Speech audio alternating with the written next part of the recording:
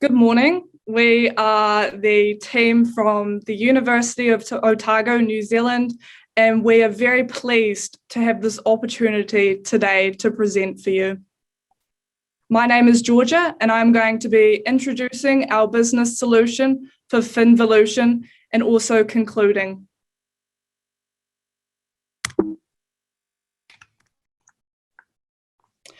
Our framework that we're going to implement into our business solution involves the 3 E's: evolve, engage, and empower.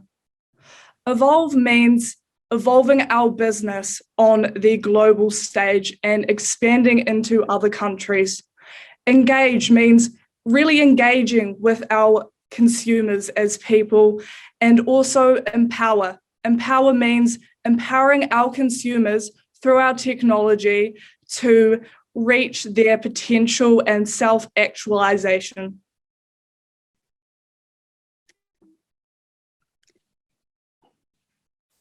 The key issues we have identified in this case are evolution, regulation, competition, empowerment, and engagement. Evolution: how does Finvolution continue to evolve as a global company? Regulation: how does Finvolution adapt to the regulatory challenges they are currently facing? Competition: how does Finvolution not only compete, but work with the competition in order to provide technological solutions to our competitors, which will allow them to integrate within the ecosystem of Fin technology? And empowerment and engagement: how do we empower and also engage with our stakeholders and our customers?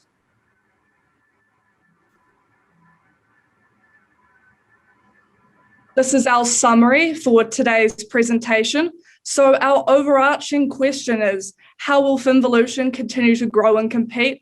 And how we are going to answer this is by expanding into Southeast Asia and offering cloud credit services.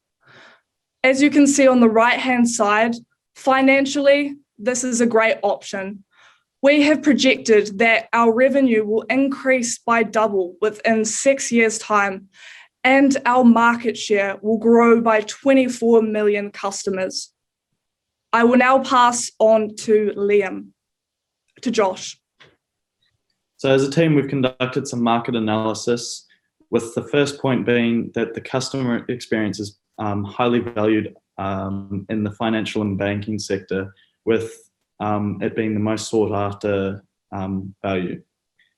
Secondly is the ambition among the target market, of which 90% of young people want more challenging jobs compared to their underpaid and low-skilled employment. And further on from this, 60% of those people are entrepreneurial, who wish to generate their own income and become self-employed but are financially restrained. And lastly, there is realistic potential in Indonesia if Finvolution carries on with its current market share in China and Indonesia for an increase in 24 million new customers. Today, you've asked us 3 main questions: the strengths of your business model as it stands, whether your business model needs to change in order to create global expansion successfully, and thirdly, how your business model will need to work with the regulatory constraints that may be placed on you as you do this expansion. And the first statement that I would like to make about this is the importance of a stakeholder-centric business model and the strengths that you have within that. And when reading the case, we came across an interesting disjunct between the repeatedly used word underserved, relating to the rural poor, and the very similar word undeserved. And as a team, we highlighted that the vast majority of people in the Southeast Asian region have been being treated as if they are undeserving of credit by traditional financial institutions, with banks only competing for the top 20% of credit holders. And this is leaving a massive amount of people as underserved, as they are undeserved. And while this may be a confusing comparison, it highlights the importance that a business provides finance to these people, especially in the context of COVID-19, where your business to customer installment loans are needed more than ever to get people back on their feet.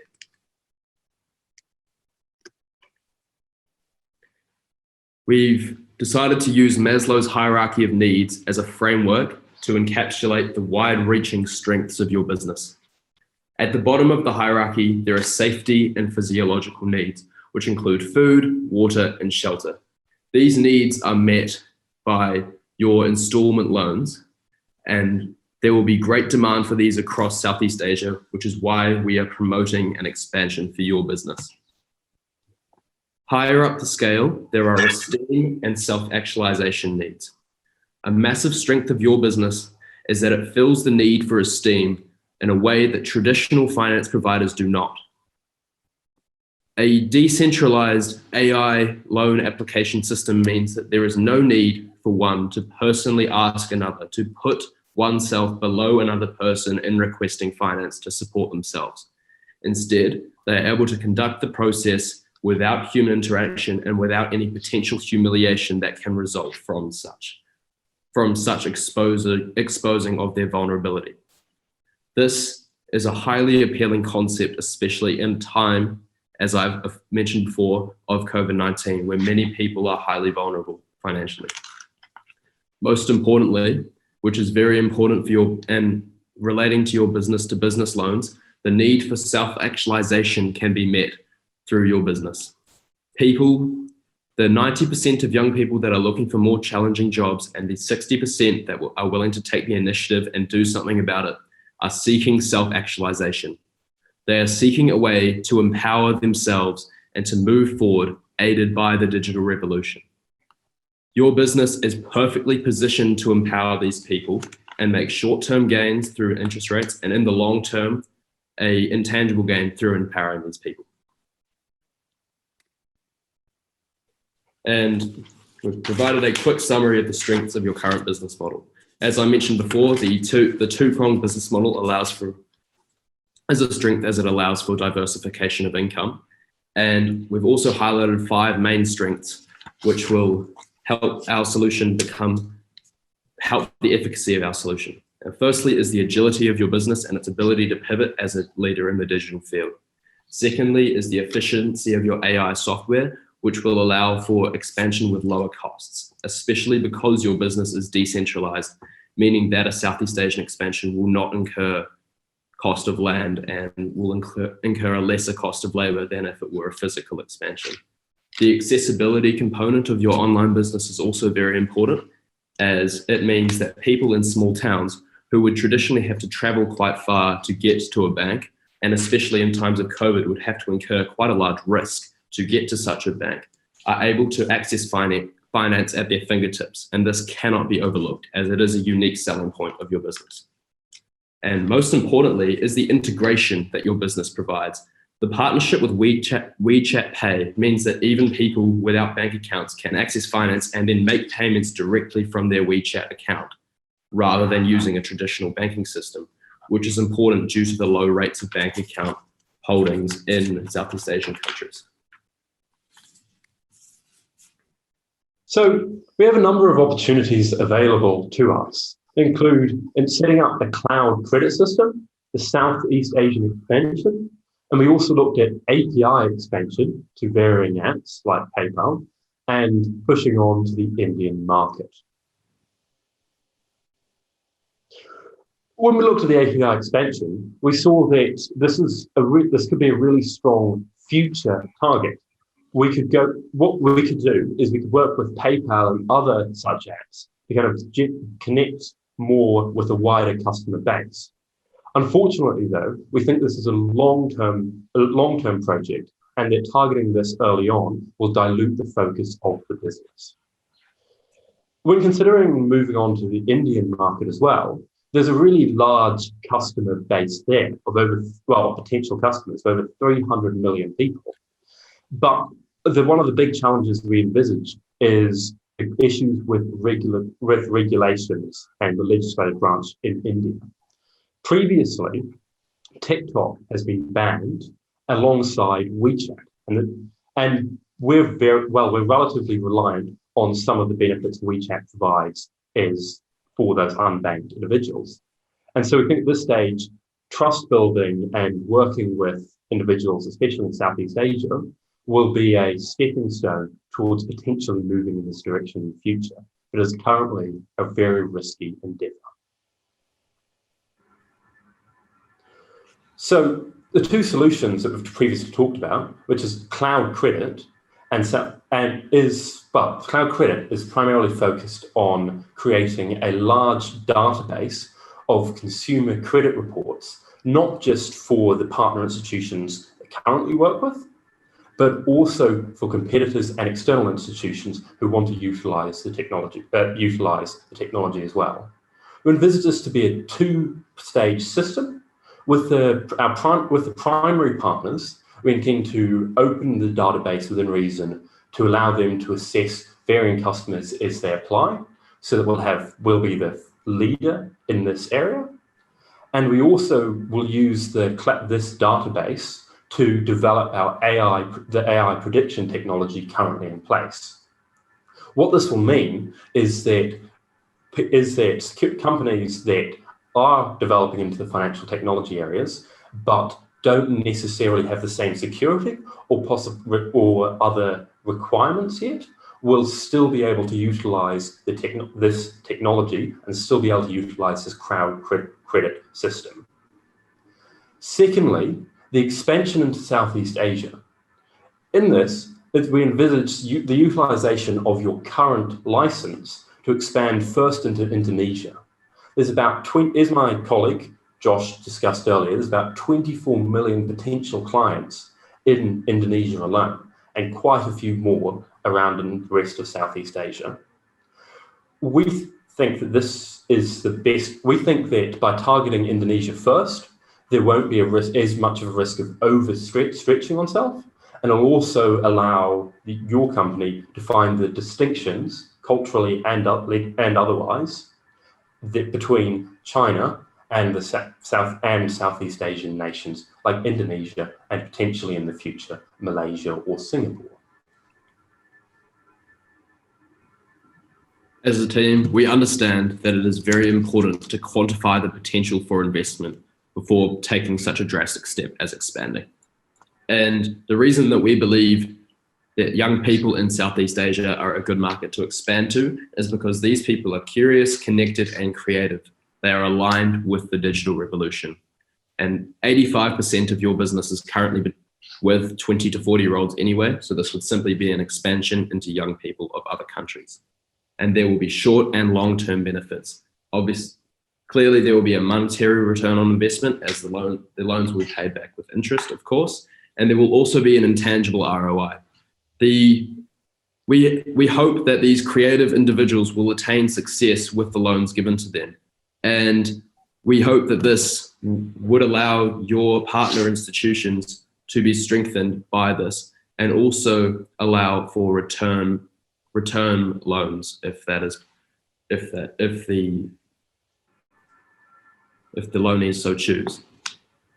Additionally, we expect that you would gain a reputation for being the business to go to for such startup loans, which would be an intangible return on investment and allow you to establish yourself in this new market outside of China. And it will be very important to gain this consumer trust because that is the key element of gaining a foothold overseas. Additionally, this fits in with one of the 3 E's that were our aims, which is empowerment.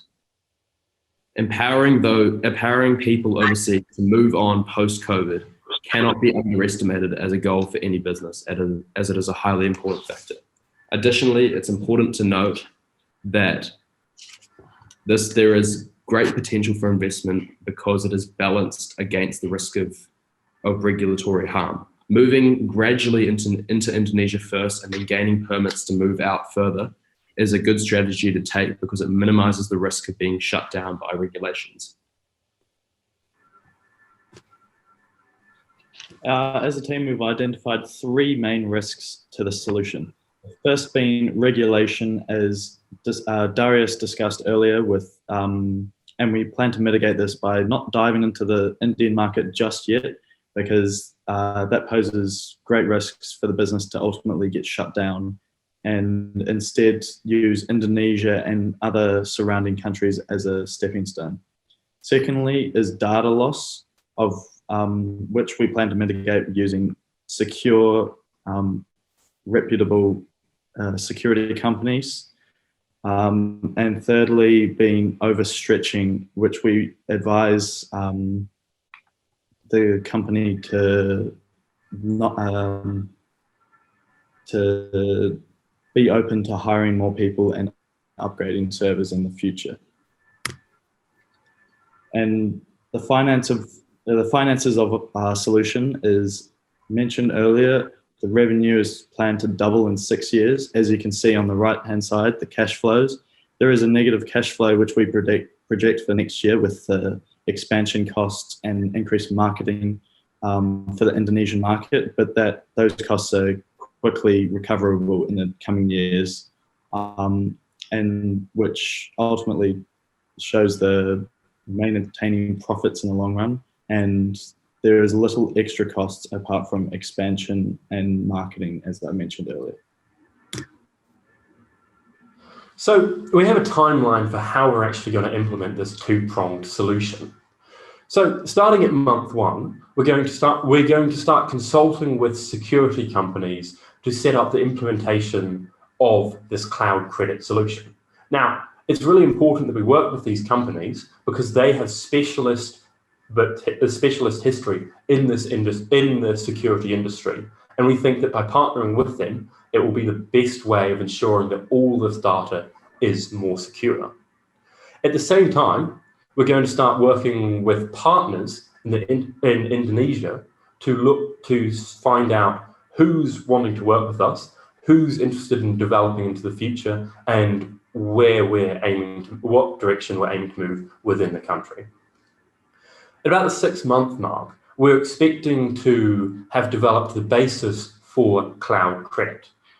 We'll start talking with banks, we'll start showing off what we have and how they can be benefited from this. And then moving forwards into another 3 months, we're going to start testing of cloud credit. We're going to start working with those same companies and alternative independent groups to start pen testing this to make sure that all of this important consumer data is safe. About the 12-month mark, we're expecting the rollout to have successfully implemented the changes recommended by the pen testing, and we'll start to roll out the system while keeping an ongoing pen testing process.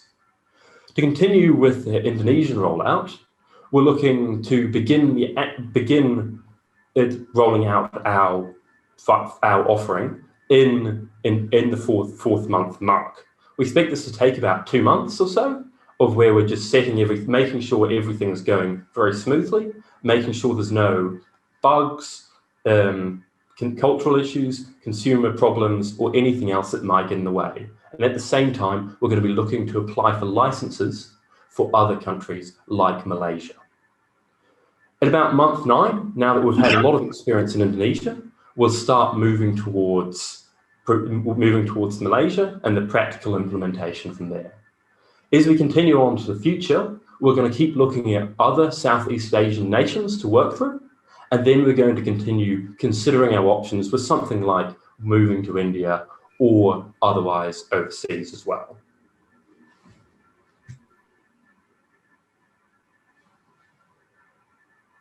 In conclusive summary, the issue we have been faced with is how will Finvolution continue to grow and compete in a global market? We have answered this by explaining our strategy of expanding into Southeast Asia and also beginning to offer the service of cloud credit, which will help us to connect with other financial institutions, which are competition, but also our customers in the same sense. As you can see, this will provide us with great financial backing in the future. We thank you for taking the time to listen to us today, and we welcome your questions. Thank you very much, team from Otago University, for your excellent presentation. I'm John looking at my colleagues to turn on the 15-minute timer for the Q&A. We're going to go to 15-minute Q&A right now. It's time for the first question. Please fire away.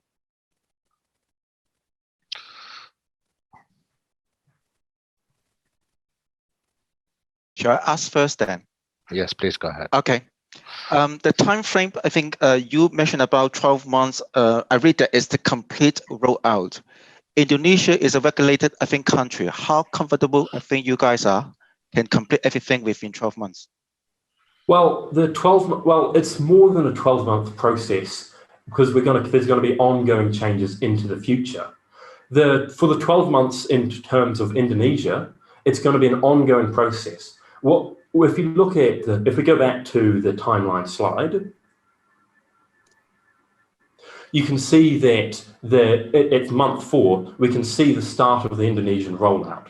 Now, we don't believe that it's going to be a final end-all situation at the 12 months because there's always some way of evolving and growing.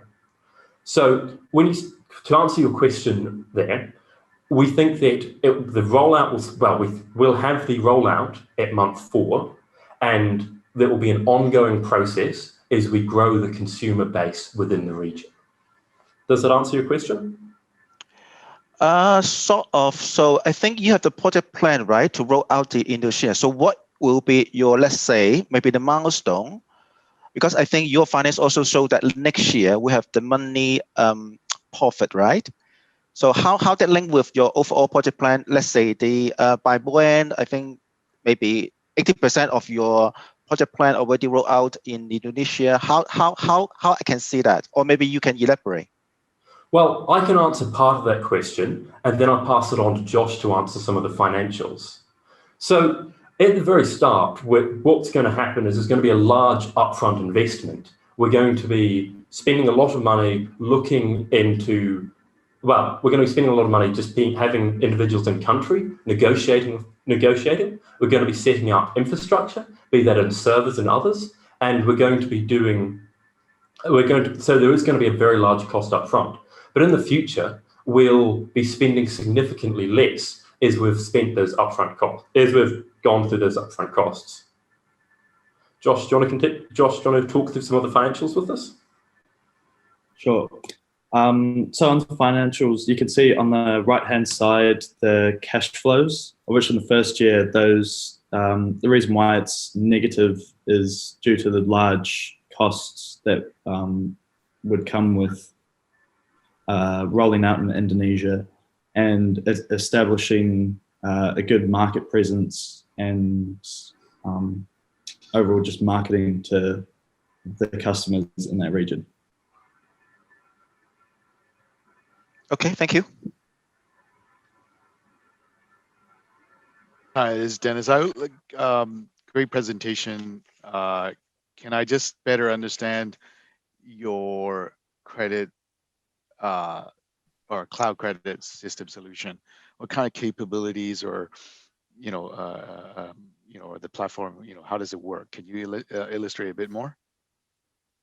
So the cloud credit system is, as I talked a little bit about in my presentation, is a two-pronged option. So there's two parts to this. The first part is working with other companies, and so we'll be working with other companies and our partners. So these will be the banks that we currently work with, and we'll be talking to them and connecting our databases with theirs. So that'll mean that they have access to some of the financial credit reports that we have on our customers, and we'll also have access to what they have. In the future, we're looking to develop this to allow competitors and other stakeholders in this area to connect with our database and provide their information for limited, depending on the individual involved, limited or full access to this database. To go on to the second part, we acknowledge that some stakeholders within this, some people who do need to access some credit reports or at least credit reporting recommendation technology don't necessarily require full credit reports on large amounts of individuals, and some of them don't require any individualized credit reports because they may only be dealing with individuals who don't have a credit report currently. And part of the advantage of using this database, and by growing this database, is that the more individuals we have the information on, the better the AI technology will be and the more accurate it will be at assessing individuals. So this will mean that the stakeholders that come to us and want to utilize that software, the AI-driven software, will have a far better and far more accurate result from that software than currently. It'll only get better as it continues to grow. Just following on from what Darius was saying, is that we anticipate that cloud credit will become a massive mitigator of the risk of defaulting, as we do acknowledge that moving into Southeast Asia and engaging with consumers which perhaps have lower credit ratings or none at all can increase the risk for defaulting on loans. And the aim of expanding this database is to increase the efficacy of these fraud and default protection systems. So to protect the investment of your business as you move overseas, and to provide that to partner financial institutions for another benefit. So how do you intend to attract banks, any strategy to attract financials to join your database? I think I get you guys. The more you have, the more powerful your AI is going to be. But in the beginning, how are you going to attract these guys to join? How are they going to trust you? Well, I think that's a two-pronged question. So to answer the first part, in terms of getting people to join the platform, we already have there's already a large database out there. There's over 100 million customers catered for on the app, in this process. And when we work with partner institutions, this will only grow. In terms of why the partner institutions will actually say, right, we want to work with you, the reason is it's only an upgrade for them. This will it'll make life better for them because they'll have, at minimum, and if they don't use the AI technology, they'll simply have more information if someone comes into a bank. To go on to if they do use the AI technology, they'll have a better time with predicting individuals who come in who might not have a credit report or may have a credit report that's out of date, limited or partial. In terms of the security part, we're looking to partner with leading companies. We talked a little bit about this, but we're looking to partner with leading security companies to ensure that the risk of hacking, data leaks, or any other such issue, including ransomware, is mitigated. And we're aiming to first start off with talks with Sapphire and IBM Security. I'll pass you on to Liam as well to talk a little bit more about this.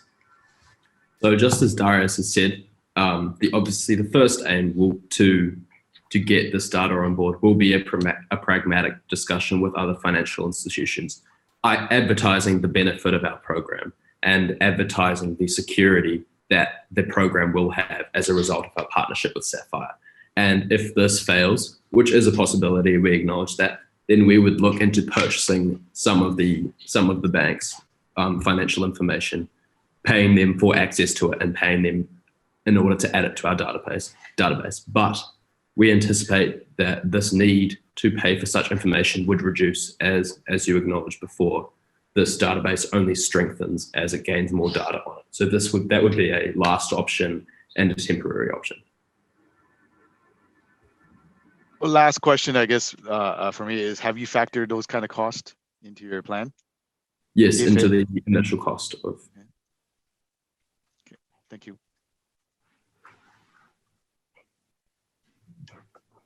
Josh, do you want to talk a little bit more about how we broke down the finances of these this risk, and particularly crowd credit? Yes. So the costs that I've accounted for the cloud credit development is roughly 2 million yuan, of which some of that's quite an overestimate quite frankly, because we've allocated some of that to be, as Liam said, if need be, we do need to purchase that information. Can I clarify the finance you refer is applied to the rollout of Indonesia, right? Sorry, what was that? The finance slide you presented earlier that related to the outcome of the rollout in Indonesia. Yeah. Is you guys haven't project the next market? I think you also verbally update Malaysia. Correct me. Yes. Okay. Well, for me, same question on the finance. You mentioned about doubling revenue in 6 years. Is that doubling revenue for just the Indonesian business, or is that you're referring to doubling revenue for the whole company in 6 years? And obviously, the cash flow numbers on your right looks very, it's great to have a projection, but those seems to be quite aggressive. As compared to the company overall. I just wanted to clarify that first. Yeah. Yeah. So the numbers are for the company overall, of which for the first year we've projected I think a 15% increase in service fees. And then also on top of that, the following year is 20%, and then it drops down to 15% and decreases to 7% in the final year from 2026 to 2027. Got it. Wouldn't you think, for just a pure expansion into Indonesia or even Southeast Asia overall, with less scale effects, wouldn't that be, would you think like this projection is a little bit too aggressive? Or would you just justify that? Yeah. Well, Finvolution had doubled its service fees in 3 years' time from 2016 to 2019. So I believe that there is great potential for them to double again in double the amount of time as they have earlier. Got it. I think I'm good. Yeah, thank you. We still have 2.5 minutes. So time for some more questions. Anyone? Maybe I want to ask more about the risk and mitigation. 3 points mentioned: regulation, data loss, overstretching. I know that I think you guys are being updated verbally. Is there any more details you can, for example, particular in the regulation, Indonesia? I guess you want to work with external partner, right? I mean, the first one, if I recall your time frame, how comfortable you are to just clear all the regulatory, requirement in Indonesia within a short period of time? I'd like to answer this question on behalf of the team. So in terms of regulation, we really think that it is important to maintain transparency with the local and international governments we will be interacting with. And this is trying to prove to these governments that we are not here to hinder our consumers, but rather empower them through enabling them to access our financial services.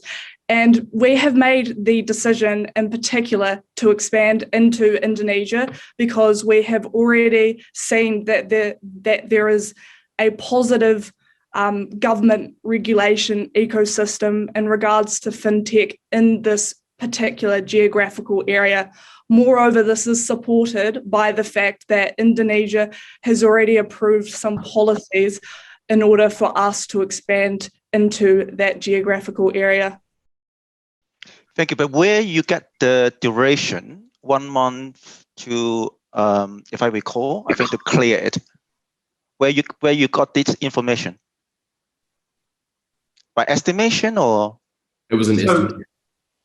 So just to kind of contribute to that 1 month there. So if you look down at the 1 month in terms of Indonesia, they're already the basis of licenses for Indonesia.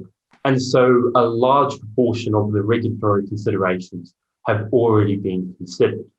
Now, that doesn't mean that there aren't other considerations that are both ongoing, such as political disputes that may occur between nations. But from the get-go, there's already a leg up in Indonesia because of the generation of early permits. Something like Malaysia, as you can see in the timeline. Thank you, Darius. I'm afraid we ran out of time. Thank you for your answers. Thank you, judges, for your questions. We're now going to have a few minutes of deliberation time for the judges, during which we will ask the students to leave the room. After the judges have deliberated, we will call you back for a feedback session.